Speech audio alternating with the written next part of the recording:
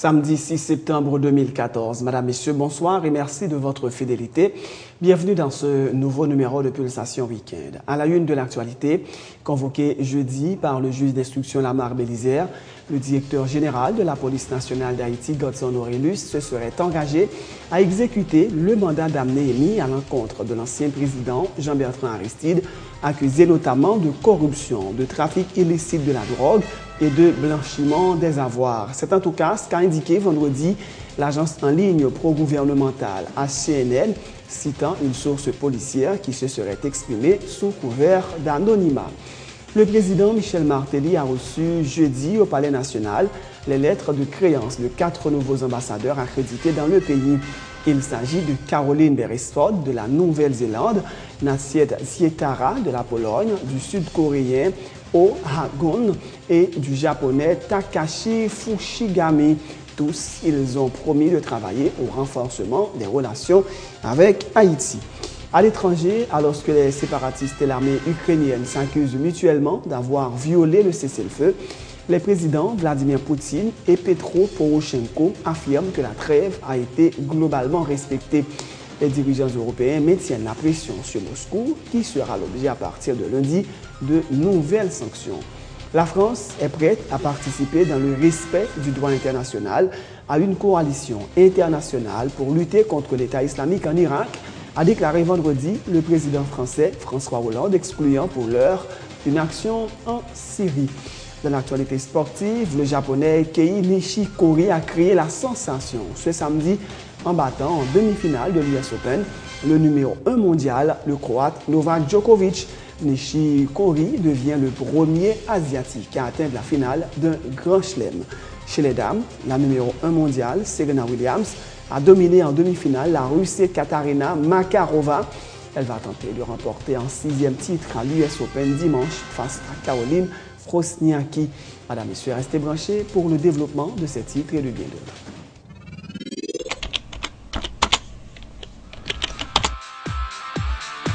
Bienvenue dans cette édition d'information Pulsation, l'essentiel de l'actualité de la journée. Merci de votre fidélité. Bienvenue dans ce premier numéro de Pulsation Week-end.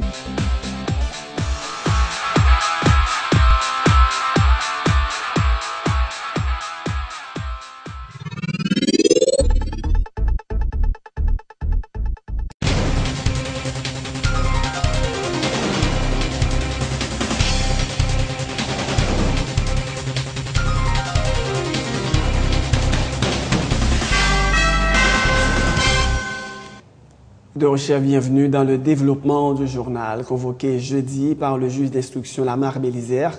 Le directeur général de la police nationale d'Haïti, Godson Aurelius, se serait engagé à exécuter le mandat d'amener émis à l'encontre de l'ancien président Jean-Bertrand Aristide, accusé de corruption, de détournement de fonds publics, de trafic illicite de la drogue et de blanchiment des avoirs. C'est en tout cas ce qu'a indiqué vendredi l'agence en ligne pro-gouvernementale ACNN, citant une source policière qui se serait exprimée sous couvert d'anonymat. Jeudi, après son audition au cabinet d'instruction, le chef de la police avait seulement indiqué avoir répondu à l'invitation du juge par respect pour la justice. L'exécution du mandat d'amener ne serait qu'une question de temps, à en croire la source anonyme. Retour sur la convocation le jeudi 4 septembre dernier du directeur général de la PNH par le juge Lamar Bélisaire. Un fort dispositif de sécurité a été mis en place au palais de justice. Différentes unités de la police nationale étaient mobilisées pour l'occasion. Le DG de la PNH devrait être interrogé sur la lenteur des forces de l'ordre à exécuter le mandat d'amener émis contre l'ancien président Jean-Bertrand Aristide. Obenson Joseph, reportage. Le palais de justice sous haute sécurité ce jeudi 4 septembre 2014. Des agents de différentes unités de la police sont déployés autour du bâtiment, sur la cour, mais aussi sur le boulevard Harry Truman. Des hauts gradés de la PNH sont également présents. Un dispositif impressionnant de sécurité mis en place dans le cadre de la convocation du directeur général de la PNH, Godson Aurelius, au cabinet d'instruction. Il est 10h10 du matin, le commandant en chef de la PNH arrive au palais de justice, accompagné de son avocat, maître Eugène Pierre-Louis. Attention! Pour l'installer! Puis, il se rend au carré du juge d'instruction Lamar Bélizaire, mais il trouve porte close. Le magistrat instructeur n'est pas encore à son bureau. Invitation de juge d'instruction Lamar Bélizaire sous cas de mandat d'amener contre l'ancien président Jean-Bertrand Aristide.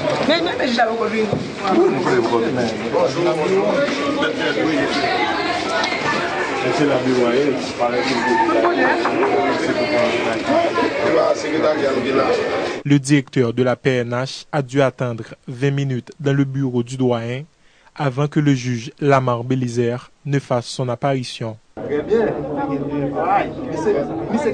L'audition du commandant-chef de la police a duré environ 1h30. Il devrait s'expliquer sur la lenteur de l'institution policière à exécuter le mandat d'amener émis contre l'ancien président Jean-Bertrand Aristide pour corruption, détournement de fonds, blanchiment et trafic illicite de la drogue. Godson Aurelius affirme que sa présence au cabinet d'instruction traduit le respect de la police nationale d'Haïti envers les institutions. Les propos de son avocat, maître Eugène Pierre-Louis, vont dans le même sens. Nous-mêmes, dans la police, nous respectons toute institution qui dans le pays. Nous avons décidé pour nous répondre à la convocation. Donc, pour que nous devions faire lumière à ça que le juge a besoin de connaître. Vous parlez de mandat, vous avez plusieurs mandats, pas un seul mandat. Pour l'instant, son comparution qui fait dans l'ordre du respect de la loi et collaboration institutionnelle. Le juge Lamar Bélizaire a déclaré à HCNN, nous citons, « Quand un juge émet un mandat ou rend une ordonnance, il le fait au nom de la République et son ordre, émis conformément aux lois en vigueur, doit être exécuté par la police. Tout refus par la police d'obtempérer peut entraîner des conséquences. » Fin de citation. À noter qu'une dizaine de mandats a été émis par le juge. Autre point de l'actualité, le président Michel Martelly a reçu jeudi au Palais national les lettres de créance de 4 nouveaux ambassadeurs accrédités dans le pays.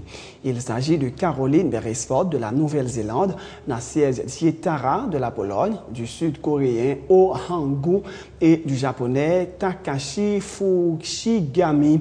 Tous, ils ont promis de travailler au renforcement des relations avec Haïti.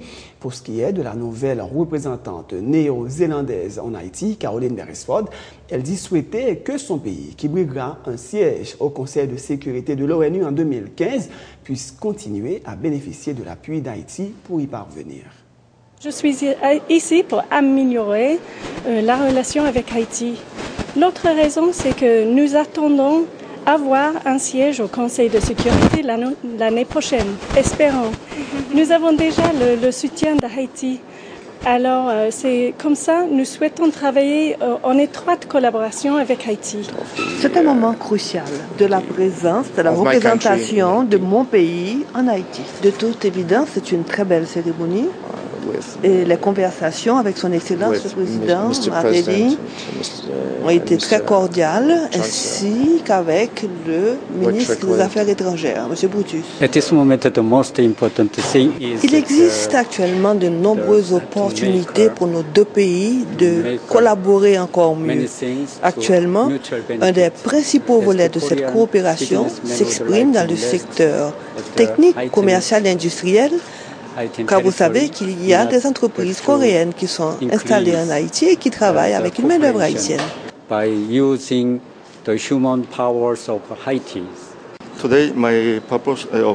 Aujourd'hui, le but de ma mission en tant qu'ambassadeur plénipotentiaire, c'était pour présenter mes lettres de créance à son Excellence le Président Michel Martelly. Mais comme vous le savez, Haïti et en particulier le Japon, depuis le séisme du 12 janvier 2010, se sont grandement rapprochés. Nous avons plus spécifiquement promu le rapprochement entre le Japon et Haïti. À moins de 48 heures de la rentrée des classes, certaines écoles publiques sont loin d'être prêtes pour accueillir les élèves. C'est le cas notamment du lycée Alexandre Pétion en ténor firmé. Au lycée en ténor firmé, la rentrée scolaire prévue le lundi 8 septembre se fera de façon graduelle. Le directeur Smith Petit-Homme fait remarquer que certains matériels promis par le gouvernement n'ont pas encore été livrés et les résultats de la session extraordinaire du baccalauréat ne sont pas encore complètement disponibles. Il affirme que plusieurs parents font la queue depuis des semaines au lycée dans l'espoir d'y trouver une place pour leurs enfants n'étant pas en mesure de leur payer des cours dans le privé. Nous travaillons sur plusieurs volets pour faciliter l'entrée ça qui est fixé pour lundi 8 septembre. Donc ça c'est pour le point administratif. Pour l'autre aspect, tant que préparation bâtiment, nous gagnons une rentrée graduelle que nous avons fait. Nous ne sommes pas capables de recevoir tout le monde lundi. C'est possibilité de ne pas permettre nous. Donc nous recevoir les petits de 7e année fondamentale. Et par rapport à travail ça qu'a fait là pour faciliter la proclamation des résultats de la session extraordinaire. Mais c'est pas bâtiment qui beaucoup près préparatif pour ban tableau qui beaucoup près qui fait l'affaire entrer. Non, c'est pas ça. C'est pas ça qui problème non. C'est vrai nous gagnons on promesse des provisions qui allaient autour de 150 bancs, de 400 chaises pour le lycée Firmin. Donc pour permettre que tout le monde chita ou obligé à sortir son gain. Donc ça demande c'est pour permettre que nous assortir ça gain. Mais nous pouvons recevoir. Non, nous pouvons recevoir. Et certaines écoles privées, c'était le calme plat ce vendredi. Peu de parents étaient venus se mettre en règle avec l'économa. Mais la plupart des responsables d'écoles privées ont réaffirmé leur volonté de respecter malgré tout la décision du ministère de l'Éducation nationale et de la formation professionnelle. Tour à tour, Antoine Ludière de l'institution Vision Continentale et Marie Fleurentin de l'institution mixte Foyer des Amis. Moins de 3 jours de réouverture des classes, comme nous constatons ça nous vient dans la direction, nous avons très peu de monde qui a fréquenté l'école là. Et ça, et depuis plus qu'une semaine, c'est comme ça. Donc, c'est un attend lundi, comme le ministère a fixé cette date là, nous-mêmes, job pas nous, c'est respecter et décision de l'État. Mais, comme moi dis ça, parents qui viennent dans l'école là, c'est toujours même, il y a plein de nous, il y a des gens qui ont jusqu'à présent, Nous prêts, l'institution mixte Foyer des Amis, prêt pour l'ouvrir porte là lundi 8 septembre. Ça sortit dans le ministère de l'Éducation nationale. Il faut obliger d'obéir avec ces ordres par le ministère de l'Éducation nationale. Les conditions ne sont pas réunies pour la réouverture des classes le lundi 8 septembre, selon le secrétaire général de l'Union des parents d'élèves progressistes haïtiens, Léo Litolu. Il fait remarquer qu'au centre-ville de Port-au-Prince, où les articles scolaires, les livres et d'autres matériels scolaires sont vendus, la situation sécuritaire est très critique. De plus, il y a des écoles publiques qui sont en piteux état ou qui hébergent encore des camps de déplacés. Léo Litolu dit quoi? Que la réouverture des classes ne se fera que pour un petit groupe d'élèves. Je dis, on pièce retour, filo, on attestation à l'autre, mais ça a eu les diplômes. Relever note, ou t'es qu'on prend 4 là, entrée CPC ou bien légalisation, t'es qu'on coûte 30 et 200 combien gouttes, 36 gouttes. Mais qu'on a pour légaliser ça, pour 4 papiers, avec 400, plus passer 400 gouttes, on va ôter qu'on paye pour 4 à 36 gouttes. Aujourd'hui, je dis comment faire, même gouvernement ça a fait promotion, propagande, il dit la diminuer, la pas améliorer les conditions l'école, alors que dans le ministère ou papier, 4 papiers et timide de qu'on prend 36 gouttes, qu'on a passé, il puisse passer 400 gouttes. Le problème dans la ville là, le gouvernement pas intervenu pour freiner Zach qui a fait sous tout petit machin, tout le monde livre, il y a un pile monde qui mourit. Moi, mal la ville là, c'est tant de où on courir. Est-ce que conditions ça réunies pour l'école ouvrir, alors c'est la ville là pour nous acheter vieux livre deuxième mai. C'est même gouvernement ça qui pas créé conditions sécuritaires pour nous évoluer dans l'espace ça. Tout va monter net alors que le gouvernement fait propagande à outrance la travail. Grand paquet de l'école nationale, les amis faut nous aller pour nos situations de l'école nationale. Pour l'école nationale là, l'école nationale Nicaragua dans 5e avenue, grand camp hébergement là-dedans. personne ne va rapprocher nous. Puis il faut l'école, il y a quand yo toujours là. Et ouais, dans l'espace qui est quand ça veut dire, directeur l'école, il va mettre tête, il va pas faire rien du tout. Donc, je pense que, il y a une promesse fallacieuse qui fait tout qui m'attendait. Moi, sous revendication doléance parents, si l'école approuve pour un petit groupe, pour une trois personnes, mais le ministère de l'Éducation nationale, le gouvernement et matériel pour ne pas créer aucune condition favorable pour rentrer l'école à fête lundi 4 septembre 2014. L'Association des Haïtiens en éducation et en culture fait remarquer jusqu'ici les revendications des enseignants n'ont pas encore été satisfaites. La réouverture des classes ne sera pas possible tant que les professeurs n'ont pas reçu le paiement de plusieurs mois d'arriérés de salaire, prévient le coordonnateur de l'ATQ, Augustin Desterest. Nous avons demandé ensemble avec le professeur 8 septembre là, cap vin là, donc l'école là, pas possible. Tout le temps, il n'y a pas payé non, tout le temps arriéré salaire non, tout le temps, il n'y a pas payé tout professeur qui gagne lettre nomination, mais tout quoi bio, il n'y a pas nommé tout professeur yo pas capable de gagner l'école. Éducation, c'est outils pour bâtir Haïti. Jean Proverbe l'a dit, des pour grand goût, ou pas capable de camper. Proverbe créole là. Donc, pas capable, professeur pas capable de grand goût, professeur pas gain comme dans mes professeur gon lettre dans mes depuis 2 ans, 1 an, 9 mois, 6 mois, nous pas jamais touché. Et puis pour dire professeur ça pour le camper dans salle de classe, qu'il et même moun qui t'a doué dit encourager moun yo pour y aller travail, l'ido c'est graduellement la paye non. Mais si graduellement ça, ou bien doit prendre 1 an encore par un jeune graduellement. Si chaque mois, l'idée la paye 2 professeurs. Donc 7000 lettres ça professeur ça dit 7000 lettres ça ou 2 là. Ou on prend combien d'années ou même on va le toucher. Nous-mêmes, dans l'Association des travailleurs haïtiens en éducation et en culture qui est affiliée à la FENATEC, nous demandons avec le ministère de l'Éducation nationale là, qui vient en tête, M. Nesni Maniga, pour lui ressaisir, pour le prendre et pour le regarder, pour le voir, là où on travaille, eh bien, le monde qui travaille là, c'est lui-même qui mérite. Même réaction des responsables d'écoles, membres du programme national d'éducation intégrée. Les établissements scolaires membres du PRONE estiment être traités en parents pauvres, alors que les écoles du PRONE ont enregistré un taux élevé de réussite de plus de 70% pour la 6e année fondamentale. Le ministère a lancé pour ouvrir l'école le 8 septembre, mais ce n'est pas pour nous. Parce que journée aujourd'hui, nous ne savons pas si vous nous montez, si vous nous descendez. Parce que l'État doit nous 2 ans, il ne pas payer nous. C'est une école que nous prenons défavorisée. Après 4 ans, nous avons un certificat. Nous-mêmes dans le sud, année ça, nous avons un résultat qui est très satisfaisant. Nous avons un résultat de 71,71%. Élèves qui réussissent malgré le ministère. Il dit qu'il y a 288 l'école qui a composé, l'école SIGO qui bat 0%, nous-mêmes nous bat 71,71%. Ça veut dire que nous-mêmes nous faisons un travail. Malheureusement, l'État n'a pas nous même un bâton la crête. Et puis c'est eux-mêmes qui plus mal traités dans le système d'éducation nationale là, côté que nous avons 2 ans pas touché, nous avons 1 an, nous avons 7 mois qui ne pas jamais touché. Dans ce sens-là, l'école là, nous disons ça que c'est pas possible. Tout autant que nous pas touché, l'école là pas possible pour l'ouvrir par le fait que l'école n'est pas capable de faire avec un particulier bien déterminé. L'école là supposé faire général pour tout petit peuple là capable de l'école. Côté que nous pas capable de l'école, c'est 15 à 20% de monde qui parle de l'école.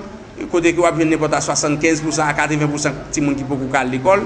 Nous clairs sur ça, nous prenons béton. Comme je te dis, nous chitons côté pour nous faire notre dépôt ça. Je pense que dans la semaine qui vient là, si on continue à faire du droit, vous ne pas payer nous, et bien c'est sous béton qu'il y a besoin de nous pour nous réclamer 2 ans de travail que vous devez nous, vous ne pas payer nous. Parce que jusqu'à présent, chaque coordonnateur qui vient dans ce programme ça, donc les billets on va les cop, l'y aller et puis nous-mêmes nous sortir perdant nous-mêmes qui travaillons là. Et là nous dit ça, nous avons campé derrière, ils pas voulu nous faire l'école là dans la salle, et bien nous avons retiré costume que nous gagnons, costume enseignant qui sont nous journée aujourd'hui pour nous mettre l'autre costume qui semble avec eux, façon vous voulez agir, nous-mêmes pour nous prendre béton, pour nous agir avec eux.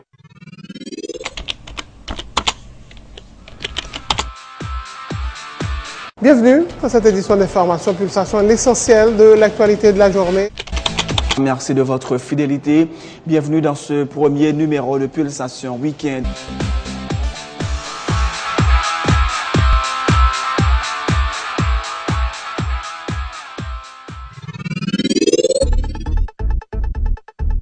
C'est la fin de ce journal, Madame, Messieurs. Mais juste avant de vous quitter, voici le rappel des titres. Convoqué jeudi par le juge d'instruction, Lamar Bélizaire, le directeur général de la police nationale d'Haïti, Godson Aurelius, se serait engagé à exécuter le mandat d'amener émis à l'encontre de l'ancien président Jean-Bertrand Aristide, accusé notamment de corruption, de trafic illicite de la drogue et de blanchiment des avoirs. C'est en tout cas ce qu'a indiqué vendredi l'agence en ligne pro-gouvernementale HCNN, citant une source policière qui se serait exprimée sous couvert d'anonymat. Le président Michel Martelly a reçu jeudi au Palais national les lettres de créance de 4 nouveaux ambassadeurs accrédités dans le pays. Il s'agit de Caroline Beresford de la Nouvelle-Zélande, Nassiel Sietara de la Pologne, du Sud-Coréen Oh Hang-koo et du Japonais Takashi Fushigami. Tous, ils ont promis de travailler au renforcement des relations avec Haïti. À l'étranger, alors que les séparatistes et l'armée ukrainienne s'accusent mutuellement d'avoir violé le cessez-le-feu, les présidents Vladimir Poutine et Petro Poroshenko affirment que la trêve a été globalement respectée. Les dirigeants européens maintiennent la pression sur Moscou, qui sera l'objet à partir de lundi de nouvelles sanctions. La France est prête à participer dans le respect du droit international à une coalition internationale pour lutter contre l'État islamique en Irak, a déclaré vendredi le président français François Hollande, excluant pour l'heure une action en Syrie. Et puis, dans l'actualité sportive, le japonais Kei Nishikori a créé la sensation ce samedi en battant en demi-finale de l'US Open le numéro 1 mondial, le croate Novak Djokovic. Nishikori devient le premier asiatique à atteindre la finale d'un grand chelem. Chez les dames, la numéro 1 mondiale, Serena Williams, a dominé en demi-finale la Russe Ekaterina Makarova. Elle va tenter de remporter un 6e titre à l'US Open dimanche face à Caroline Wozniacki. C'est la fin de ce journal, Madame, Messieurs. Merci de l'avoir suivi. Bonne suite de programme sur Télé Pluriel.